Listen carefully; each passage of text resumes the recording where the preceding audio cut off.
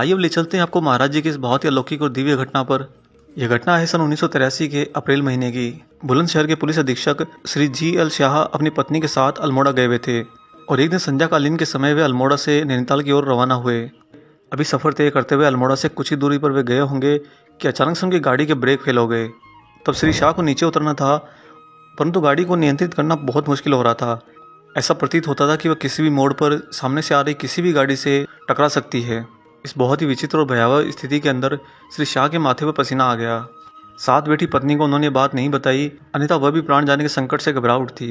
काफ़ी प्रयास करने के बाद भी जब कोई सफलता नहीं मिल रही थी, तब अंत में श्री शाह ने इस भयावह स्थिति के अंदर यही सोचा कि गाड़ी को बगल में पहाड़ी से लड़ाकर रोक दिया जाए। और बिल्कुल ऐसी उत्तेजक स्थिति के अंदर जब उनकी गाड़ी पहाड़ी रास्तों से दौड़ती जा रही थी, तभी अचानक रास्ते में वो जगह आई जहाँ पर काकड़ी घाट है।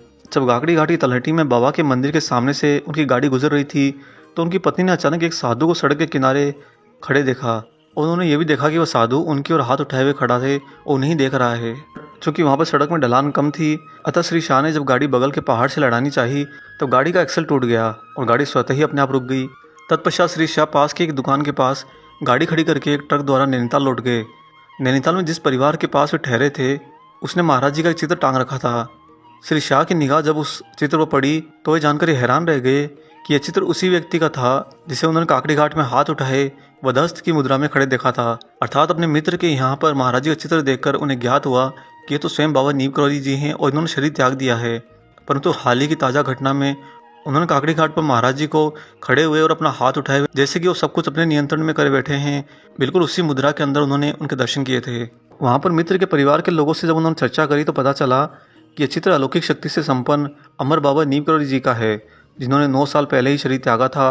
और काकड़ी घाट का वह मंदिर जहाँ पर उनकी गाड़ी अचानक से उनकी कृपा से रुक गई और एक बहुत बड़ी दुर्घटना से बच गई, वह मंदिर भी बाबा नीम करौली जी ने ही बनवाया हुआ है। चूँकि श्री शाह और उनकी पत्नी महाराज जी के अस्तित्व उनके स्वरूप से बिल्कुल अपरिचित थे, वह न तो नाम जानते थे, न कभी उनका चित्र देखा था, वह तो बस एक दुर्घटना का शिकार हुए थे। परंतु बाबा की ऐसी कृपा हुई कि प्रकृति का आयाम ही बदल गया।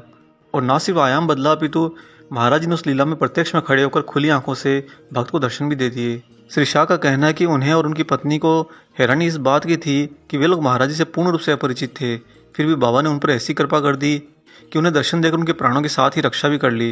दोस्तों, बाबा के इस अलौकिक कार्य से उन लोगों के मन में महाराज जी के प्रति आस्था पैदा हो गई और 15 जून 1983 को वे लोग कैंची आश्रम में आकर समारोह में भाग लिए और बाबा द्वारा प्राण रक्षा किए जाने की वह अद्भुत घटना अन्य भक्तों को भी बताई। दोस्तों, यह घटना महाराज जी के दयालु स्वभाव का एक अतुलनीय और अप्रतिम उदाहरण है।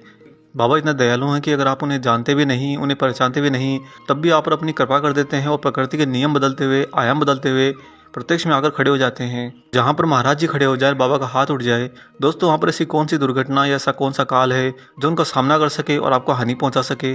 कोई नहीं। इसलिए तो महाराज जी के लिए कहा जाता है कि तुम रक्षक काहू को डरना। जब तक तुम रक्षा कर रहे हो, तब तक हमें डरने की कोई आवश्यकता ही नहीं है। और दोस्तों, ये बिल्कुल सत्य बात है। महाराज जी में जो ये दृढ़ विश्वास आप उत्पन्न करेंगे कि उनके रहते आपको किसी भी घटना, किसी परिस्थिति से डरने की आवश्यकता नहीं है, यही परम सत्य आपको आपकी मंजिल तक ले जाता है और आपके समाधान तक ले जाता है। महाराज जी ने कालांतर में शेष शरीर रहते हुए एक बार रामदास से भी ये बात कही थी कि रामदास, तुम्हें कभी डरने की आवश्यकता नहीं है।